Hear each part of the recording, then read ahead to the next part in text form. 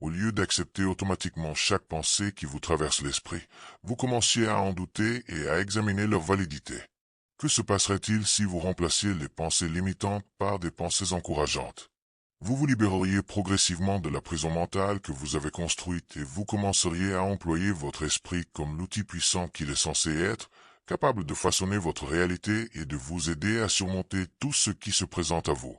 Vous rendre invulnérable à la manipulation. Comprendre la nature humaine est votre arme. Vous êtes-vous déjà senti manipulé sur le plan émotionnel, que ce soit par une publicité, par des informations dans les médias ou même par des personnes de votre entourage? Nous pouvons tous être influencés sans nous en rendre compte immédiatement et ne le comprendre qu'après coup, en nous demandant pourquoi nous avons agi à l'encontre de nos propres intérêts.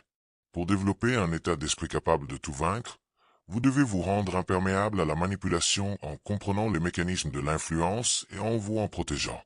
Nous sommes en permanence bombardés de messages qui cherchent à susciter nos émotions, à façonner nos opinions ou à influencer nos comportements.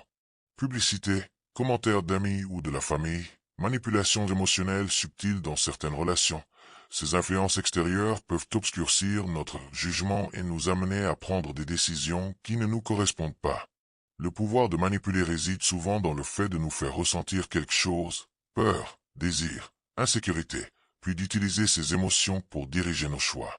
Les stoïciens avaient déjà remarqué à quel point la nature humaine pouvait être soumise aux influences extérieures. Ils ne se contentaient pas de maîtriser leurs émotions. Ils cherchaient également à comprendre celles des autres pour ne pas se faire piéger.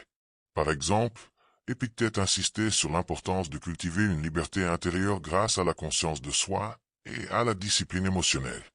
En focalisant votre attention sur ce que vous pouvez contrôler, c'est-à-dire vos pensées et vos réactions, vous vous préservez de la manipulation.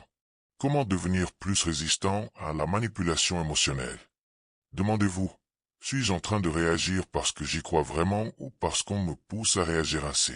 Au moment où vous faites cette pause et prenez du recul, vous retirez son pouvoir à l'influence extérieure qui essaie de vous manipuler.